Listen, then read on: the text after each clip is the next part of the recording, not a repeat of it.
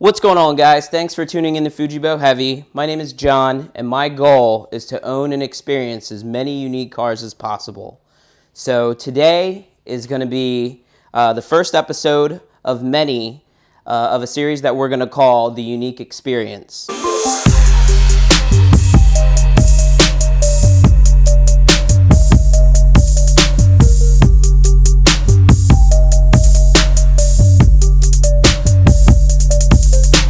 Basically, I'm going to bring you guys on my journey of car ownership, of just kind of cool, unique cars that were special at one point in time.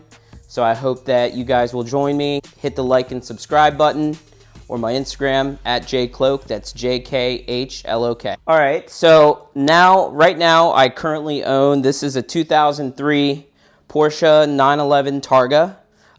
This car is considered a 996 chassis. Basically a 996 911. The Targa is based off the Cabriolet chassis. So normally where the Cabriolet cuts off here on this line, it has pillars, and then the entire roof is all glass. So essentially it's one big sunroof. So normally when I think Targa, when you think of the Toyota Supra or Honda Del Sol, it usually has like a piece that's removable right here, and then basically this whole thing is open. But with the 996 911, it's just a huge piece of glass, which I love. Not a huge sunroof person, not a big convertible person, but I do like the look of just all black. It's just really clean to me. So this car currently has about 120,000 miles on it. It's a 6-speed manual transmission. I got it with some modifications already. It actually has a turbo front bumper. It has a K-Sport coilover set, brand new. A set of 18-inch fixie Profil 13 wheels. And it actually has a muffler delete, so it sounds pretty good. Sounds pretty rowdy. When I got this car, it did need some work, which I was okay with, just because the swap that I did prior to this, I actually swapped my 92 R32 Skyline, which you'll see in other previous videos. But basically I swapped it for this, and I did need to do some work to get it 100%. The guy I got the car from owned many cars. He had a lot of different projects going on, and when you're running multiple projects, you kind of have to prioritize what's more important. So this was kind of towards the bottom of the list. You know, his other cars kind of took priority, and I think he got to a point where he just wanted something that was more complete, that he could just kind of get in and drive and have fun, take to Cars and Coffee, take it to car shows, because I was essentially done with the Skyline. So basically, you know, he offered this to me, and after driving it, you know, I fell in love. Just because mechanically the car was solid. When I first got it, this car sat for maybe 6 months, which normally isn't very good for these cars. Sometimes people think, you know, if a car has lower mileage, that it's a better car, and my outlook on that is that's not true. It all comes down to maintenance. So mileage, all that does, it indicates that a car was driven. So it all comes down to maintenance. If a car was not properly maintained, you know, it's definitely not going to last as long as a car that was well maintained. So, so when I got this car, and it was sitting, the front trunk or the frunk wouldn't open, the engine part wouldn't open, the wing wouldn't come up. I found out when I drove it on the highway at certain speeds, the spoiler comes up, and then once you hit, you know, once you get down to a certain speed, it'll actually go back down on its own, or you can actually manually lower it or raise it down by the kick panel. So when I got it, frunk didn't open, trunk didn't open. There's actually a rear glass piece on these Targas that open up, that kind of just, it's for storage, but you can't really put much back there, maybe like 3 loaves of bread or something very small. And what else? Oh, the radio didn't turn on. The cowl here, this window cowl was actually broken on one side.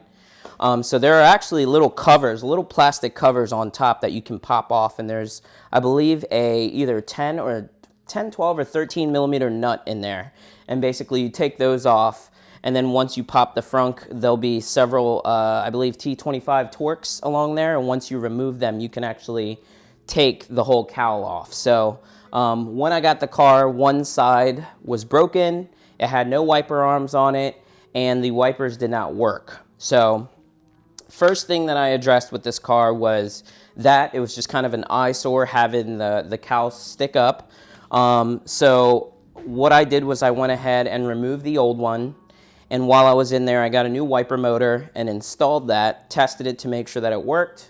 Wiper arms were working, so I went to Pelican Parts, got a new cowl. I believe it's around maybe $120 shipped, which is pretty good for OEM Porsche.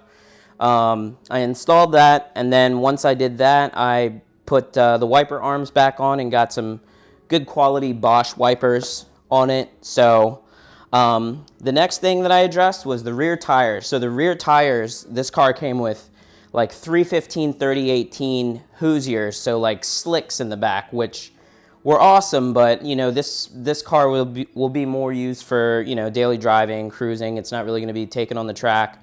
So that was kind of the next thing that I had to address. So I removed the Hoosiers and got a set of Nitto NT 55 G2 tires. So they're pretty wide. They kind of have a thick profile, but the cool thing about it is it kind of gives the car a little more of a race car look.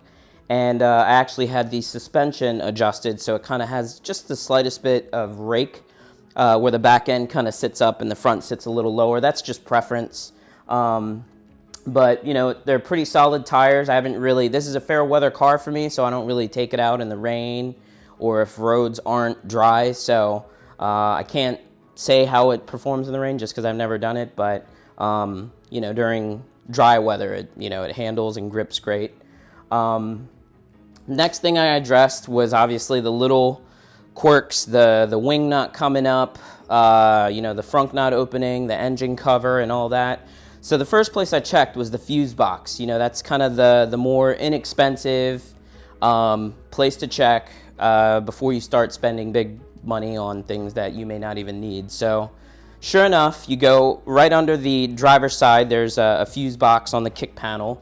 You pop it off, and just went through and tested it, and there was probably about 4 or 5 fuses that had blown. So replaced them all, and then it actually fixed 95% of the problem. So the frunk opened, the rear engine cover opened, the spoiler comes up, the rear glass works, pretty much everything was working. So the good news is if you have one of these cars and for whatever reason it can't open, or you have a situation like me, there is a cable underneath the front. If you go from under the front bumper, there's a cable that you can grab and it will manually pop the frunk open. And then if you have the problem where you can't open the engine cover, you can actually fish through the left side, driver's side taillight. If you fish through, there's actually a little wire that you can pull out and basically pull it, and it will open the engine cover. So just in case, you know, the buttons don't work, sometimes the buttons to open the frunk and the rear are manual, but in this particular car, it's electronic. So, you know, if you do have that failure, there are other ways that you can override that and get into it temporarily. So once that was fixed, my next biggest thing was music. The head unit was not turning on, so I just went to Crutchfield. I love Crutchfield just because they provide everything that you need, instructions, and they're just awesome customer service. So I bought an aftermarket head unit with some more modern features such as Bluetooth audio. And when I got everything, you know, I realized that I would have to bypass the factory amplifier, meaning the head unit was going to be powering the door speakers. So personally, I think that this car, you know, it's an 03, it is a Porsche. It has the factory Bose radio, and I assume that it would sound a lot better than just an aftermarket head unit powering it. So I decided at the last minute to just not do that and try to figure out what was wrong with the radio. So I got a set of radio keys, and basically you just put them in the 2 slots on the bottom of the radio, and it slides right out. So once I slid it right out, I noticed that there was a 10 amp fuse in the back. Checked the 10 amp fuse, and it was actually blown. So replaced the fuse, and the radio turned on. So that was great, but then there was no audio. So I saw that the radio had full functionality. So I pretty much determined that it has to be the factory amplifier. So I checked the factory amplifier, hoping that maybe there was a fuse or something maybe blown, but there was no fuse that I could find. So just jumped online and found a used factory Bose amplifier, plugged it in, and now it works perfectly. So at that point, I mean, the car was pretty much operating and running as it should. It runs great. I personally love the car just because, you know, it's got, from the factory, I believe, 315 horsepower, about 276 pounds of torque, maybe 275. But it also weighs 3,100 pounds. So it's just a very well-balanced car, and the power-to-weight ratio is perfect. So once I got it to that point, I figured it was time that I could start kind of messing around with just little things, little cosmetic things that just kind of make a world of a difference to me. One of the first things that I did, I'm a huge cosmetic guy. Like, cosmetics are very important to me because that's what you see, that's what everyone else sees. So to kind of give the front a little more styling and a little more, just make it stand out from the rest, I got an aero front lip for the turbo front bumper, and you know, it came in black, and I pretty much just mounted it just to kind of ensure that it would fit right just before I took it to paint. And then once we mounted it on there, basically you have to, they recommend that you let it sit out in the sun for about an hour, or take a heat gun to it. And I did notice that, like, if you do try to mount it without doing those things, it's kind of difficult finagling the lip.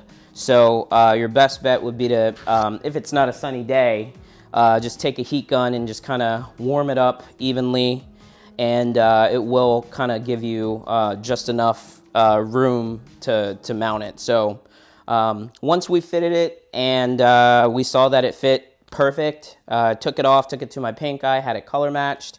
So that substantially transformed the front end of the car. Another common issue with these cars is the Ims bearing failure.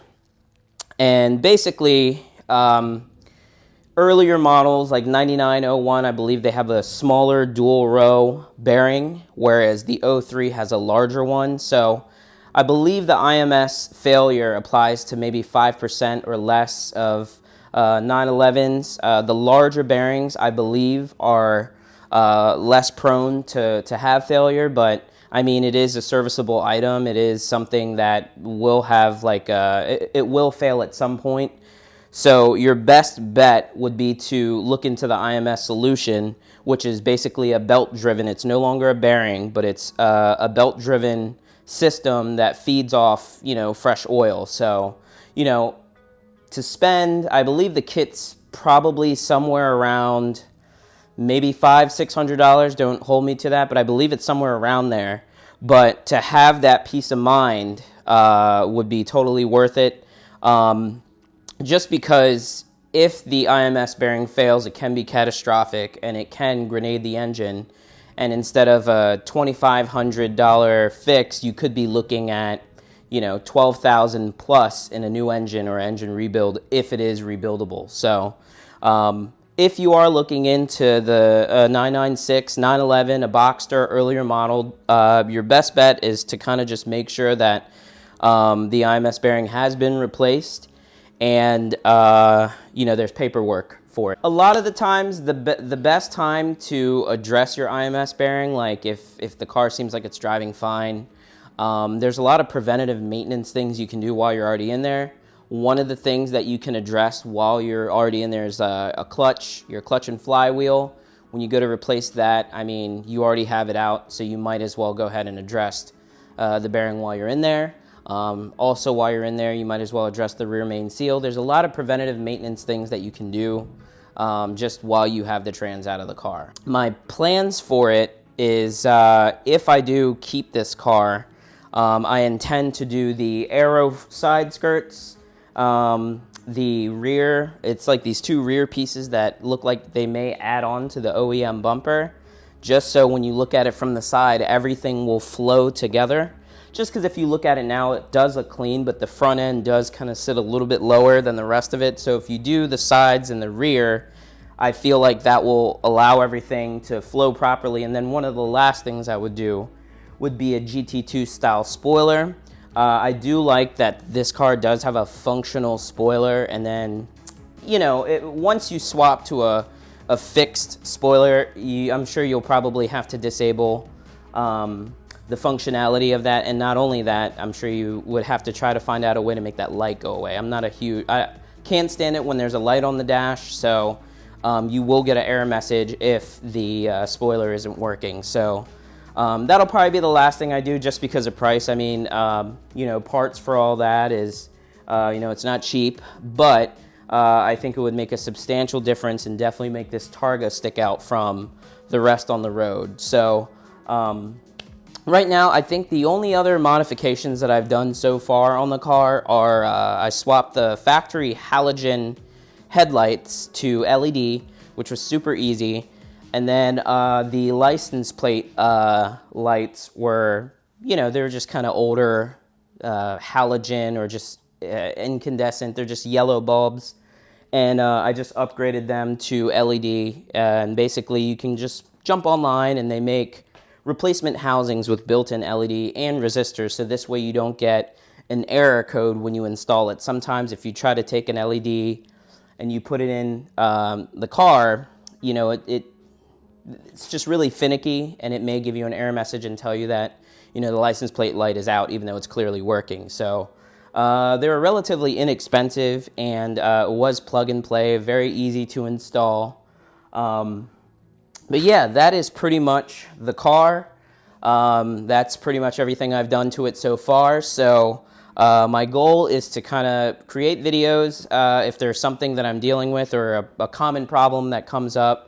You know, I'll do a video just DIY just to kind of help you figure out how it's done, how to diagnose things, you know, just the whole experience of owning the car. So that is pretty much the 911, and whenever the next project comes along, I'll ensure that we get a video together, and I hope that you enjoyed this. If you did enjoy it, hit the like and subscribe button. If you want to follow the build on Instagram, just check my Instagram. That's jklok, that's JKHLOK.